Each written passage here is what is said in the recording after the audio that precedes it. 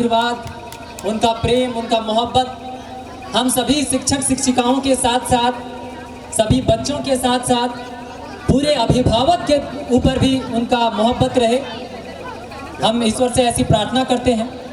तो जैसा कि हमारे प्रधानाध्यापक ने अभी कहा कि तालीम जो है वो किसी भी बच्चे को उसको एक मुकाम पर पहुंचाता है, उसकी बुनियादी ढांचे को मजबूत करती है। लेकिन मेरा मानना है कि तालीम के साथ अगर तरबियत भी हो तो बात कुछ और भी बन सकती है। तालीम, तरबियत और लहजा, ये तीनों का कॉम्बिनेशन किसी भी व्यक्ति को जो है सफलता की पराकाष्ठा को पार करने के लिए काफी है। दोस्तों, आज मैं जीवन की एक छोटी सी फिलॉसफी आप सभी के बीच में प्रस्तुत करना चाहता हूं कि एक बच्चे के लिए तालीम और तरबियत को डिजाइन करने के लिए शिक्षक के साथ साथ उनके सोसाइटी के लोगों के साथ साथ उनके माता पिता का भी कितना बड़ा रोल होता है। दोस्तों, जब एक बच्चा छोटा होता है तो ध्यान दीजिएगा, उसकी माँ जो है उस छोटे से बच्चे को अपनी गोद में रखती है। एक बच्चा जब छोटा होता है तो उसकी माँ जो होती है अपने बच्चे को गोद में रखती है, लेकिन उसका पिता जो है अपने बच्चे को कंधे पे लेके चलता है। इसके पीछे की फिलॉसफी को समझते हैं? एक बच्चा जो है अपने बच्चे को कंधे पे लेके चलता है। ऐसा क्यों? माँ तो गोद में ही रखती है, गोद से ही उसको दुनिया दिखाती है, लेकिन बच्चा जो पिता है अपने बच्चे को कंधे पे लेके इसीलिए चलता है क्योंकि माँ का सोचना ये होता है कि मेरा बच्चा वहां तक देखे जहां तक मैं देख पा रही हूं, इसीलिए उसको गोद में रखा जाता है। लेकिन एक पिता अपने बच्चे को कंधे पे लेके चलता है। इसके पीछे की फिलॉसफी ये है कि एक पिता चाहता है कि मेरा बच्चा वहां तक देखे जहां तक मेरी नजर भी नहीं जा पा रही है। ये एक पिता होते हैं।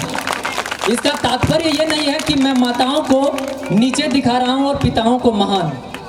माँ तो इतनी महान होती है कि दुनिया में इतने शब्द ही नहीं बने हैं कि एक स्त्री को, एक माँ को, एक बहन को, एक प्रेमिका को उसकी महानता का बयान कर सके। इतनी महान होती है। और जी हाँ, आपने सही सुना, मैं उसमें प्रेमिका को भी जोड़ पाया हूँ, क्योंकि जिंदगी है तो प्रेम तो होगा ही। अगर प्रेम नहीं है तो जीवन क्या है? सभी को जीवन में प्रेम करना चाहिए, लेकिन उसकी एक सीमा होती है, एक उम्र होती है। नहीं तो पांव कदम पे रखे नहीं और इश्क में फरमान करने लगे तो जीवन के ऐसे के तैसे भी हो सकते हैं। जोरदार तालियां। हर सभी का एक वक्त होता है और उस वक्त में भी सब कुछ सही होना चाहिए। और इसका तो सबसे बेहतर एग्जाम्पल, सबसे बेहतर उदाहरण सामने देखिए, मस्जिद है। नमाज का वक्त जो होता है वो अपने निर्धारित समय पे ही होता है। कभी ऐसा देखे कि नमाज 5 मिनट पहले या आधा घंटा पहले हो गया, ऐसा नहीं होता है। हर चीज के एक सही समय होती है और उस सही समय में भी हम लोगों को अपने बातों को, अपने कामों को, अपनी भावनाओं को सामने रखना चाहिए, अपनी हरकतों को समय के साथ रखना चाहिए।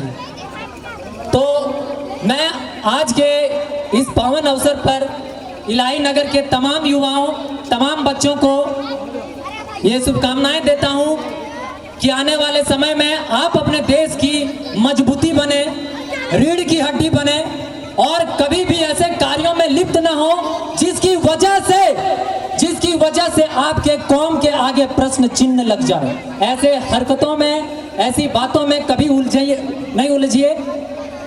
हमेशा एक बेहतर सोसाइटी का प्रावरण करिए, एक बेहतर सोसाइटी को डिजाइन करने का काम कीजिए, ताकि आप अपने समाज का एक बड़ा उदाहरण बन सकें। आपको देखकर आपके सोसाइटी के बच्चे आगे बढ़ सकें। तो इन्हीं शुभकामनाओं के साथ मैं अगले प्रोग्राम के लिए स्टेज पर बुलाना चाहता हूं क्लास 6 की